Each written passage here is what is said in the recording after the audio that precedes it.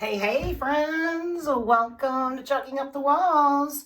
My name's April, and we've got a pretty cool project. So, in honor of the beginning of summer, I thought it would be fun to make kind of like a backyard barbecue picnic kind of thing. So, I've got just the little Jenga blocks that I get from like the dollar store. We don't really play the game too much anymore, but I have found that they make for really cool little risers.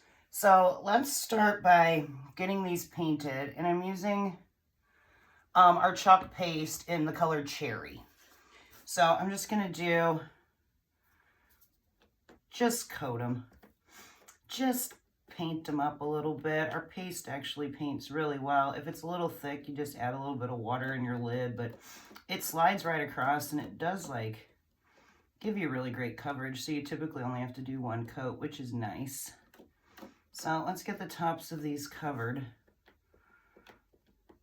I am going to do the sides, but I don't need to do the back of them because, like I said, they're going to be like our little feet for our riser that we're going to make today. Anyway, I hope you guys are having an awesome day doing something fun. It is nice outside, so enjoy it. Daughter and I went to a vintage market earlier today, and that was super fun, so grab my water. I don't know if I'm necessarily going to need it, but we'll see. We'll just add a little bit and smooth these out. All right, and just like that, these are done on their sides. So let's let that dry a tad bit. And while that is drying, set this here. Let's grab another little piece of cardboard here and paint up our ants. So like I said, I'm making just a fun little decor piece that you can use at a backyard picnic or backyard barbecue or anything along those lines. So got my Jenga blocks started. I got these little ants. They're like laser cut wood cutouts that I got with a different project, and for whatever reason I had a ton of them left over, so I thought this would be a good way to use them. Probably gonna need another little piece of tape. Something fun. I'm trying to use up some of my craft stash, and I thought the ants would be a perfect little complement, just something cute to go along with our like little barbecue / picnic theme. All right, so I'm just gonna get all these guys on here, and then I am just gonna use some basic black acrylic paint to get them coated. You could use an acrylic marker. I have a black acrylic marker that would make it look just as cool, but I think I'm just gonna do this. All right, so we're just taking our makeup sponge and just going over all these ants. Fortunately, black typically coats pretty well, so we should only need one coat on these two. So the painting will go pretty fast. Yes. So anyway, like I said, we went over to this vintage market and found some fun stuff. We're getting ready to go on a vacation, so we needed a couple new little items. Something fun. And those vintage markets are just cool. You never know what you're going to see there, so we enjoy doing that. All right, 2 more ants. And let's get it going. So let me know when you come in what your plans are for this weekend. We got Father's Day this weekend. Got a beautiful weather for picnic / barbecue, so hopefully you guys are cooking something good. Let me know what you're making. We actually were talking about that earlier today, so we haven't quite finalized our menu yet, but at some point I'm gonna have to go and get the stuff for that, so all good. All right, our ants look good. Everything is covered. I think, like I said, usually black just is a one and done as far as your paint goes, especially when you use the old makeup sponge trick. All right, I'm gonna leave that there just in case when they dry they look a little light, but I think those are probably gonna be good. All right, so let's scoot our black paint out of the way and let's check these bad boys out. We might need to hit them with a little bit of dry air because I want to paint the sides. All right, perfect. My tape out of the way. All right, so let's flip them over. Just need to do the sides. And honestly, we could probably do this holding it, but I'm gonna set them up like this so they don't fall over on me. Okay, so we're just rotating our wood blocks because you will see the sides. I mean, maybe. That's a lot. All right, so again, just go over it. Got a little bit on me, but you're not crafting unless you get messy, right? And a couple more to go, and this will be good. Could maybe use a little bit of that water. Make it glide a little bit better for us. Awesome. All right.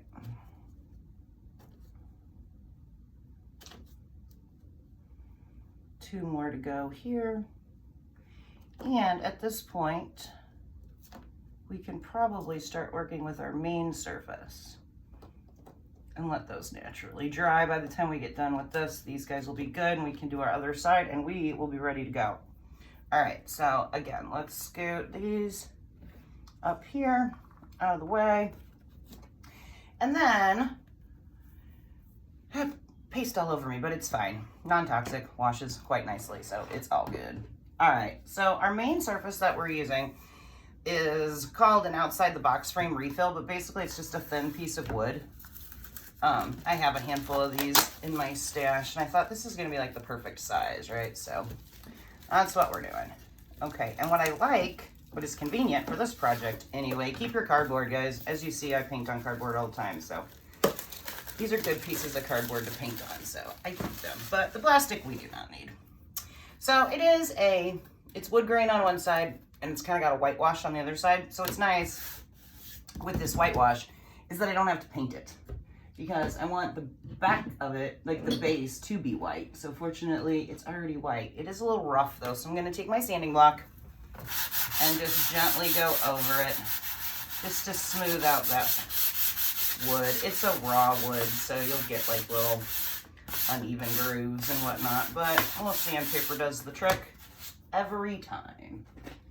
All right, take my towel and just wipe off any dust that might have happened. And we're back in business. All right, so I am using buffalo plaid just because for whatever reason that reminds me of picnics. You know, like those tablecloths that we used to have? And I'm sure they still do, but as a kid, I remember the old red and white tablecloths. So that's kind of the inspiration for this, along with the ants. All right, so we've got this down, and I'm just gonna kind of use the lines that are on it to somewhat get it even and straight. All right, I like where this is landing. That looks pretty even and straight. All right, and we're just gonna push down all of our air.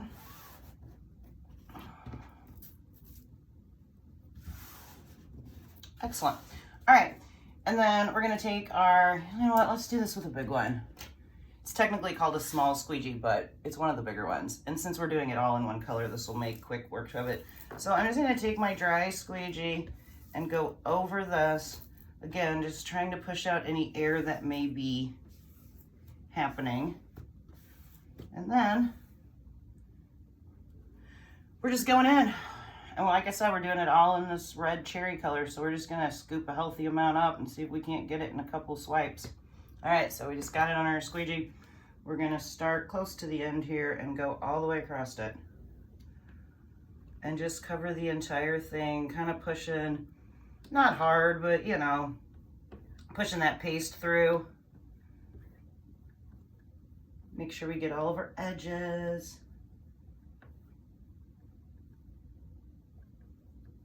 Good coverage, and then yeah, we pick up our excess, and whatever we have we can use up here, and then we're just going in for another round, holding this down and covering the whole thing. But yeah, I love picnics. I haven't been on a picnic in a while, but always a good time. All right, let's get this edge. Trying to work quickly so our paste doesn't start to dry. It is fairly warm in my craft room, so I'm trying to do this fast. Not trying to ignore you all, just trying to do it fast. Because with our paste, you know, I mean, it's chalk based, so it will dry which is what you want. Ultimately, you want it to dry, that way you can use it. But you don't want it to dry before you're ready to peel it up, or your paste will get stuck in your silk screen and not end up on the back. Okay, so this is great. We're just gonna, apparently scooted across my table. But anyway, just kind of press out any of that excess, picking it all up. I'm good to go there. And drop that in there. Get this out of the way. And then, oops, I missed a tiny little bit here, so let's hope that this little sponge will cover that. Check your edges before you throw your squeegee in the water, but it's fine. It was just a tiny spot. I'm pretty sure that'll do the trick. All right, and now comes the fun part, where we peel and reveal. All right, so we're just going. This is such a cool pattern. I love how it has like some built-in like little distress stuff. All right, so I'm just taking this dirty silk screen. I have a kitchen drying mat behind me here. I'm spraying it down with water, that way I can get it cleaned up without making a big mess on my table. And that, my friends, is good to go. All right, cool. Can I do this without getting it? No, let's not. Let's just do it smart. Just dry it. But as you can see, it's giving us really that like picnic tablecloth kind of a vibe, which is what I want. All right, and the paste dries really fast. So we should be good there. Oops. All right, and check it out. See? Remember the old tablecloths, right? I think this looks just like it, and I'm super excited. Okay, so that part is done. Let's, we're getting close, actually. This project is not going to take us too long, so that's cool. All right, that looks a little light, that one did, but everybody else looks pretty good there. So let's hit just this one. Good to go. And then we just need to do our other sides, and we can start gluing them on. I can flip them over. And yes, our ants look great. I don't think we're gonna need another coat there, but we will double check before we're done. All right, so we're just dipping back in here, getting a little of this paste. Might need a tad bit of water, make it slide on nice and smooth. So sometimes when you do water it down, that's when you might end up needing a second coat, but it just makes the application go so much better. The paste ends up smooth and it's just good. It's just good.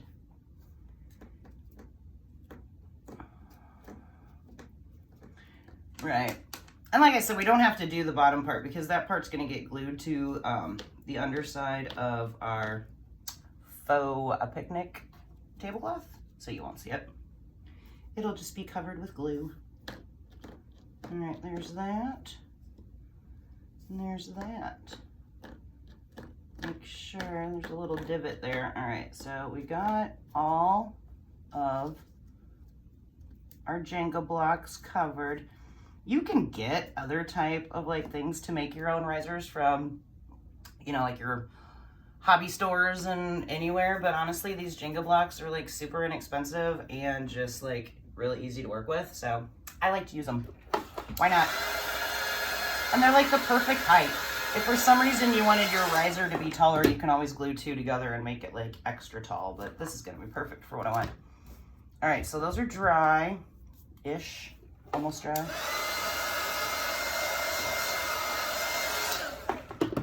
Cool, I missed a little piece on this one. That's all right. Okay, I think we're good there. All right, let's go ahead and throw our sponge away. Cap up our paste so it does not dry. And let's get to the fun part where we actually get to make it, right? Okay, so here we are. I don't want to scratch this. It is dry, so it's fine, but I don't really want to scratch it up. So I think I'm gonna put it, conveniently enough, on the piece of cardboard that we were saving. And we're gonna flip it over. And now we're going to take some wood glue. And hopefully this dries pretty fast for us, but it should. While we're doing it, we're just gonna add some wood glue. If I can get my wood glue open. I had this problem before. It's not really a problem, I just have to remember. I need to remember to clean off my, clean out my glue before I put it away, but use a toothpick. I have these little hand needles that I use to like clean up things with the wood cutouts and whatnot. So we're just gonna take one of these, stick it in here, and get our glue to come out because we need you, glue. I need you. All right, I think that should do the trick. And then let's just wipe the glue off of our needle. And we can put it right back away. Make sure you put them away when you're using them though, because heaven forbids you don't want to step on one. You do not want to drop it on your craft room floor or any floor for that matter, but yeah, that'll do. All right, and so I did enough where I'm gonna do one on each end. So we're gonna use 2 on the ends. You could use hot glue too for that matter, but I did not plug my hot glue in, so we're not gonna do that. And then go and just kind of give it, like I said, just a little bit of height. These are pretty stable, so they work out really well for this kind of stuff. So we're gonna do 1 on each end and then 2 on each side. That'll make it stable because once we're done with it, we're gonna end up putting our condiments and like that kind of stuff on it. So we don't want it falling over. We want it to be sturdy. All right. So, oh, I should have done the edges of the Jenga blocks. Oops, I can come in with a small brush and paint those. It'll be fine. No one's gonna be looking. So if I get some of the red paint on the underside of that, it'll be fine. Or we can just leave it. It's gonna be cool. Regardless. Okay, so actually, no, I'm gonna need that again. I wonder if we can flip these over, get them to stand like that while and just give a little pressure, get that glue to kind of adhere. And ideally, while that's happening, we can finish the rest. Okay, so yeah, our ants, they look good. We don't need to do another coat with them, so I can throw that away. Let's peel them off of here. Be careful, or I need to be careful that I don't break off any of their little antennas because those are tiny little pieces of wood, especially these little guys, but just peel slowly. And, all right, we are done with this. Let's get that out of the way. Scoop this up, and I think my game plan is let's get them lined up so I get my spacing right. I guess I should start in the middle.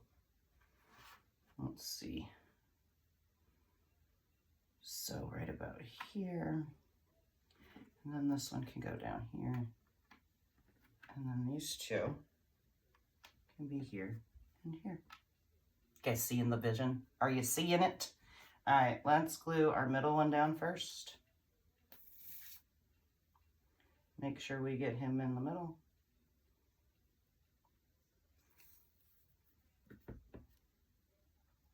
And I'm putting them towards the bottom because we want to have enough room to stack our stuff in the back. But I thought this was a cute little, just a little something, a little something extra to make it a little more fun.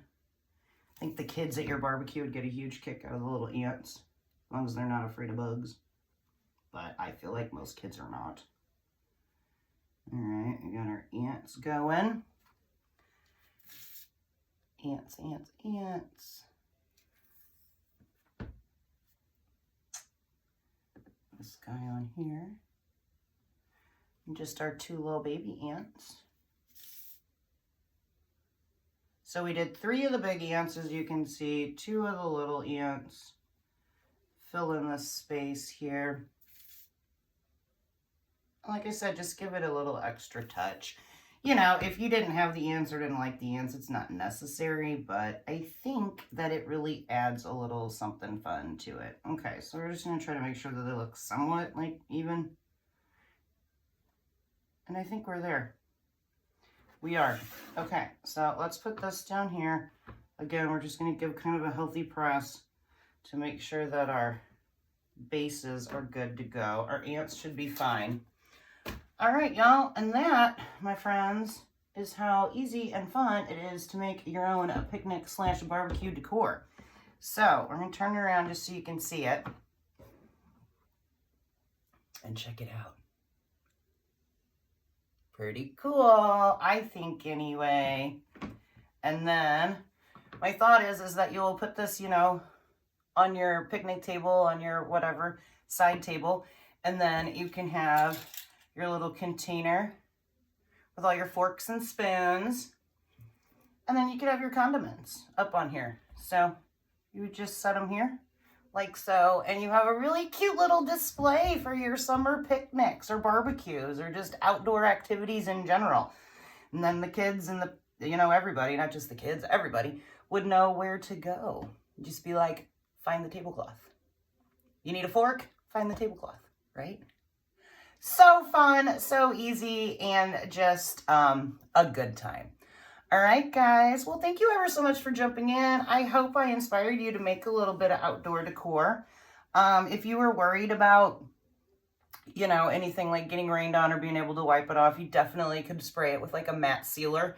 That way, if somebody does, and that's probably actually a really good idea for food, spray it with a matte sealer, let it dry, and then that way if somebody spills a little bit of the condiments on it or something, then you can just wipe it off and not have to worry about the paste going away. But anyway, for now, this is where we're at. All right, guys, as I was saying, I appreciate you ever so much for watching. I hope I inspired you to make some kind of cool decor for yourself. It's easy and it's good for the soul, right? Okay, well, I'm going to go clean up that transfer. And yeah, that's that. Enjoy the rest of your day. Appreciate y'all. Love you all. And I will see you back tomorrow. All right, guys. Happy summer. Yay. All right, bye.